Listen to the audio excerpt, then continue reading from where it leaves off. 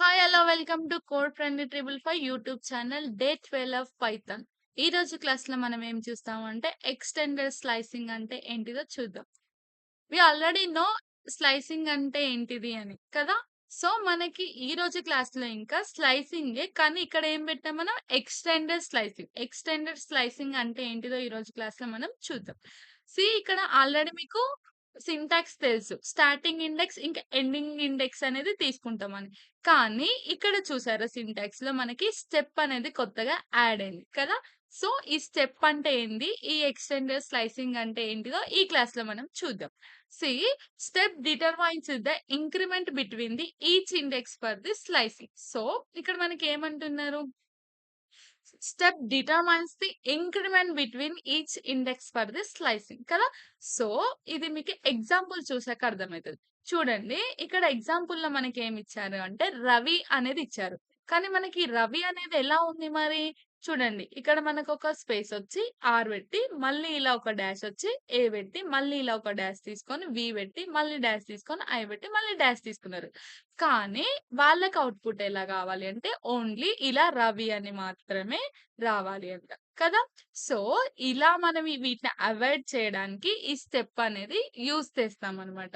Only particular ఒక ఒక variable ఇచ్చి ఆ వేరియబుల్ లో సంథింగ్ స్టోర్ చేసి ఆ స్టోర్ చేసిన దాంట్లో పర్టిక్యులర్ గా మనకి ఇవే కావాలి అని తీసుకోవడానికి యూజ్ చేసేది ఈ స్టెప్ అన్నమాట. దీన్నే ఎక్స్టెండెడ్ స్లైసింగ్ అని అంటారు. దీన్ని ఎలా తీసుకోవాలి మరి అనేది చూద్దాం. సో, మనకిక్కడ ఏమన్నారు, స్టార్టింగ్ ఇండెక్స్ 1 అని ఇచ్చారు. అంటే ఇక్కడ నుండి స్టార్ట్ అవ్వాలి. 1 నుండి స్టార్ట్ అవ్వాలి. ఎక్కడ ఎండ్ అవ్వాలి? 8 అనే దగ్గర ఎండ్ అనేది అవ్వాలి. సో, ఎన్ని స్టెప్స్‌లో ఎండ్ అవ్వాలంటే ఈ 2 స్టెప్స్ అనేవి తీసుకుంటూ ఎండ్ అవ్వాలి.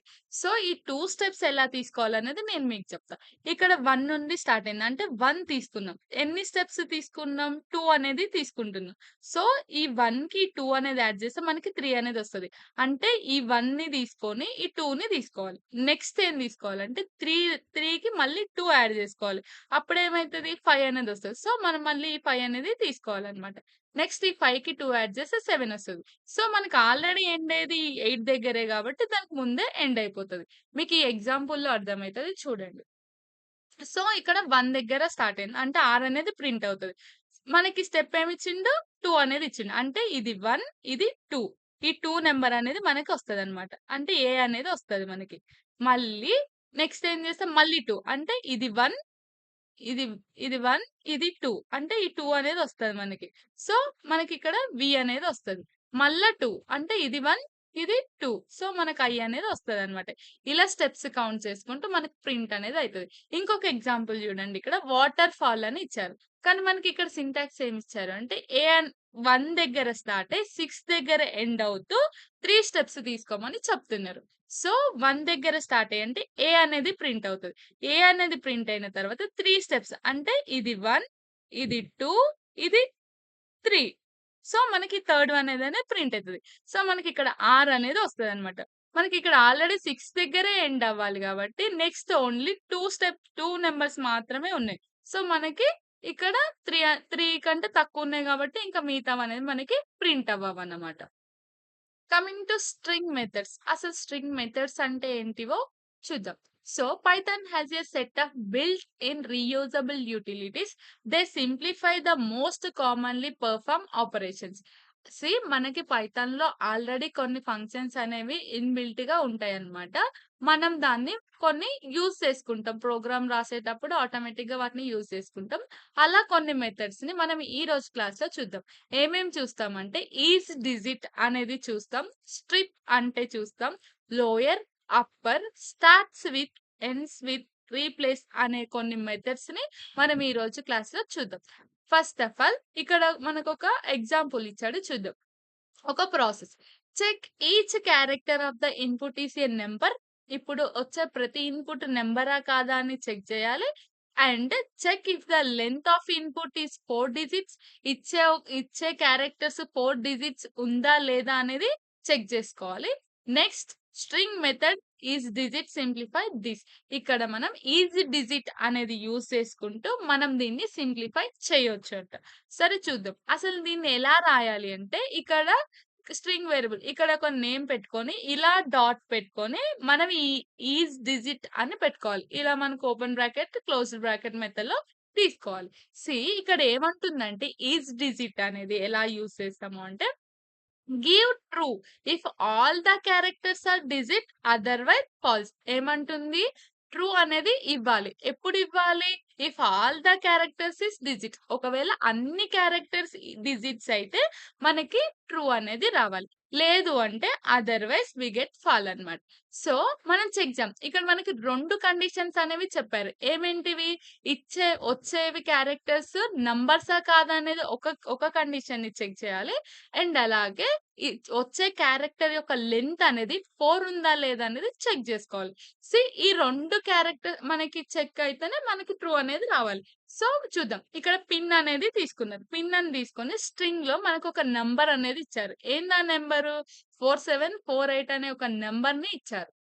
సో, ఇక్కడ ఇది డిజిటా కాదా అనేది చెక్ జేయాలి. Is digit is equals to ఇక్కడ హ్మ్, నార్మల్‌గా వేరియబుల్ నేమ్ పెట్టుకొని, డాట్ పెట్టుకొని, డైరెక్ట్ ఈజ్ డిజిటా కాదా అనేది అంటే by using this is digit method we are checking the it is a number or not అనేది చెక్ చేసాం. సో, నెక్స్ట్ ఏంటిదనంటే ఏదైతే మనం ఈ పిన్‌లో ఒక నంబర్‌ని తీసుకున్నామో అది ఈక్వల్ టు 4 ఉందా లేదా అనేది చెక్ జేయాలి. సో, అంటే దట్స్ మీన్స్ ఇక లెంత్ అనేది 4 ఉందా లేదా అనేది చెక్ చేస్తున్నాం. సో, లెంత్ ఆఫ్ పిన్ అని పెట్టుకొని ఈక్వల్ టు 4 ఉందా లేదా అనేది చెక్ చేస్తున్నాం. సో, ఇక్కడ ఏమంటున్నాం మరి ఈస్ వాలిడ్ అని పెట్టుకొని ఈక్వల్ టు అంటే అదొక తీసుకొని దీంట్లో ఇక్కడ ఈజ్ డిజిట్ అనేది అంటే ఇక్కడ ఈజ్ డిజిట్ కండిషన్ ఇంకా ఈజ్ 4 డిజిట్ అని ఈ 2 కండిషన్స్‌ని ఓకే అయిందా లేదా? అంటే మీన్స్ ఇది ట్రూ అయిందా లేదా అనేది చెక్ జేసినాం. ఇక్కడ ఏం తీసుకున్నాం మనం అండ్ అనే ఒక ఆపరేటర్‌ని తీసుకున్నాం. అండ్‌లో మీకు తెలుసు ఆల్రెడీ లాజికల్ ఆపరేటర్‌లో అండ్ అంటే ఏ ఇంకా బి అనేవి 2 ట్రూ అయితేనే మనకి ట్రూ అనేది వస్తది. సో, మనకి ఇక్కడ చూడండి ఈజ్ డిజిట్ అంటే ఇచ్చిన నంబర్ అనేది నంబర్స్‌లోనే ఉన్నది. నెక్స్ట్ ఏంటిది అనంటే length of pin equal to 4. ఇక్కడ చూడండి 1 ఇది 2 ఇది 3 ఇది 4. 4లో ఉన్నాయి కాబట్టి 2 కండిషన్స్ అనేవి మనకి ట్రూ అయినాయి. సో, మనకు అవుట్‌పుట్ ఏమొస్తదంటే ట్రూ అనేది వస్తదన్నమాట. నెక్స్ట్ మెథడ్ ఏంటిదంటే స్ట్రిప్ అన్నమాట. మనం స్ట్రిప్ మెథడ్ చెప్పుకునే ముందు మనకిక్కడ ఒక కోడ్ ఉంది. మనం ఈ కోడ్ ఏంటిదో చూద్దాం. ఇక్కడ మొబైల్ నంబర్ 1 అని పెట్టి, ఇక్కడ కొంచెం స్పేస్ ఇచ్చారు. ఒక నంబర్ ఇచ్చారు. మళ్ళీ స్పేస్ ఇచ్చారు. నెక్స్ట్ మొబైల్ నంబర్ 2లో ఇదే నంబర్‌ని సేమ్ ఇచ్చారు. కానీ వితౌట్ స్పేసింగ్ అన్నమాట. ఇక్కడ ఏం చెక్ చేస్తున్నారంటే ఈ సేమ్ అని పెట్టి మొబైల్ నంబర్ 1 ఇంకా మొబైల్ నంబర్ 2 అనేది సేమ్ ఉందా లేదా అనేది చెక్ చేశారు. ప్రింట్ అని పెట్టి ఈ సేమ్ అనేది ప్రింట్ చేశారు. సో, మనకు అవుట్‌పుట్ ఏమొచ్చిందంటే ఇక్కడ ఫాల్స్ అని వచ్చింది. ఎందుకు మరి ఫాల్స్ అని వచ్చింది? Any guess? యెస్. ఇక్కడ ఏంటిది అనంటే, ఇక్కడ స్పేస్ అనేది ఉన్నది. ఇక్కడ మరియు ఇక్కడ స్పేసింగ్ అనేది ఉన్నది. కానీ, ఈ ఏదైతే మొబైల్ నంబర్ 2లో మనకి స్పేసింగ్ అనేది లేదు. సో, ఈ స్పేసింగ్ వల్ల మనకి 2 అనేవి సేమ్ లేవు కాబట్టి, మనకి ఫాల్స్ అనేది వచ్చిందన్నమాట. అలా ఆ స్పేసింగ్‌ని తీసేయడానికి మనం ఈ స్ట్రిప్ మెథడ్ అనేది యూజ్ చేస్తామన్నమాట. చూద్దాం ఒకసారి. ఎగ్జాంపుల్‌లో చూడండి. Mobile is equals to it means mobile is equals to కొంచెం స్పేస్ ఇచ్చారు. ఇక్కడ నంబర్ ఇచ్చారు. సరే లాస్ట్‌లో ఒక స్పేస్ అనేది తీసుకోవాలి. కానీ మనకి ఇక్కడ స్పేస్ అనేది తీసుకున్నారు. ముందు స్పేస్ ఇచ్చి ఇదనేది తీసుకున్నారు కదా! సో, ఇక్కడ mobile is equals to mobile అంటే ఏదైతే ఈ వేరియబుల్ నేమ్ ఉందో అది డాట్ ఇంకా మెథడ్‌లో స్ట్రిప్ అని తీసుకున్నారు. ఈ మొబైల్ అనేది ప్రింట్ చేశారు. మనకెలా వస్తుంది అంటే అవుట్‌పుట్ ఎలాంటి స్పేస్ లేకుండా నార్మల్‌గా ఏదైతే నంబర్ ఉందో అదనేది వస్తదనమాట. ఎగ్జాంపుల్‌లో ఇంకోటి చూడండి మీకు అర్థమైతది. ఇక్కడ name is equals to Ravi అని పెట్టారు. లాస్ట్‌లో మనకేమని పెట్టారు? ఈ డాట్ అని పెట్టారు కదా! మనకి ఏం గావాలంటే ఆ డాట్ రాకుండా ఓన్లీ రవి అనేది రావాలన్నమాట. నెక్స్ట్ ఏం చేసామంటే నేమ్ ఈజ్ ఈక్వల్స్ టు ఈ నేమ్ డాట్ స్ట్రిప్ అని పెట్టుకొని ఏదైతే మనం తీసేయాలి అనుకుంటున్నామో ఆ తీసేసేదాన్ని మనం ఈ బ్రాకెట్‌లో పెట్టుకోవచ్చన్నమాట. ఇప్పుడు మనకి డాట్ అనేది తీసేయాలి. సో, మనం ఈ డాట్ అనేది ఇందులో పెట్టుకున్నాం. నేమ్‌లో ఈ డాట్ అనేది తీసేస్తున్నాం. ఇప్పుడు ప్రింట్ చేస్తే మనకేమొస్తదంటే రవి అనేది వస్తదన్నమాట.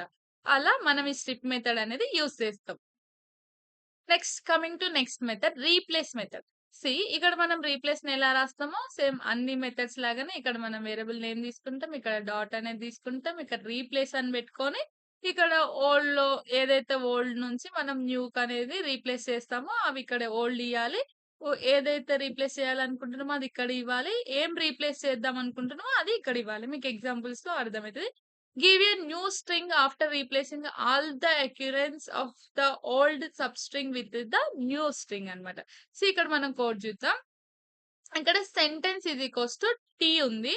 దాని తర్వాత ఈ ఉంది. దాని తర్వాత హెచ్ ఉంది. దాని తర్వాత క్యాట్ అని ఇచ్చారు. నెక్స్ట్ ఎండ్ అని ఇచ్చారు. మళ్ళీ సేమ్ ఈడ కూడా టీ, ఈ, హెచ్ ఇక్కడ ఇదేంటి అంటే మనకి దా అన్నమాట.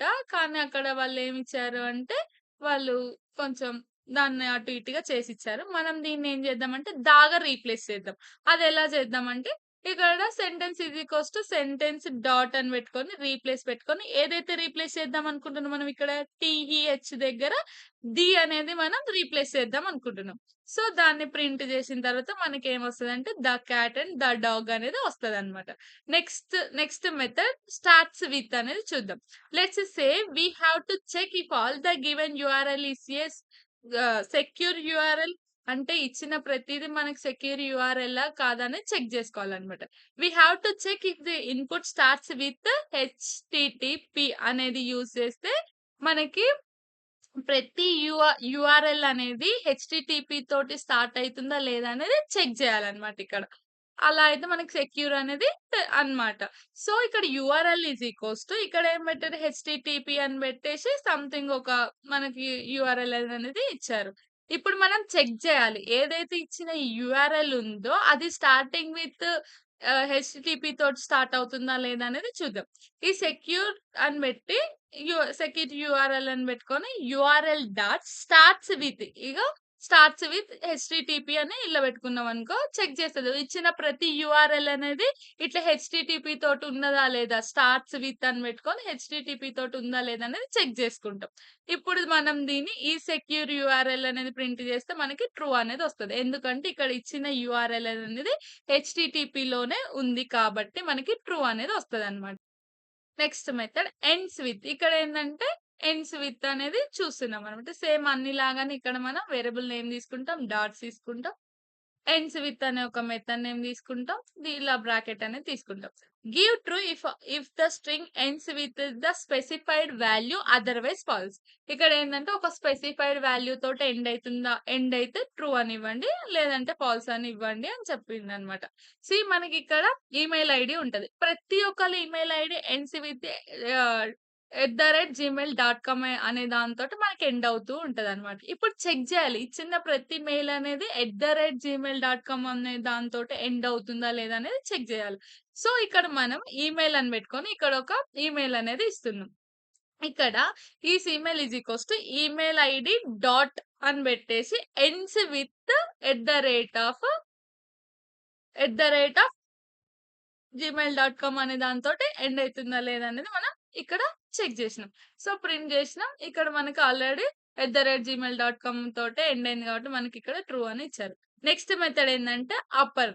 అప్పర్ అంటే ఏంటిదంటే సేమ్ వాటిలాగానే ఇక్కడ మనం అప్పర్ అని రాసుకుంటాము. ఇక్కడ రవి అని ఇచ్చాము.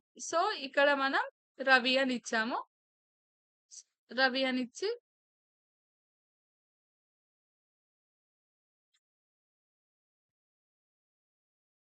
ఇక్కడ రవి అని ఇచ్చారు. ఈ నంబర్ అనేది మనకి అప్పర్‌లో మార్చాలి. ఇక్కడ మనకేందంటే లోయర్‌లో ఉంది.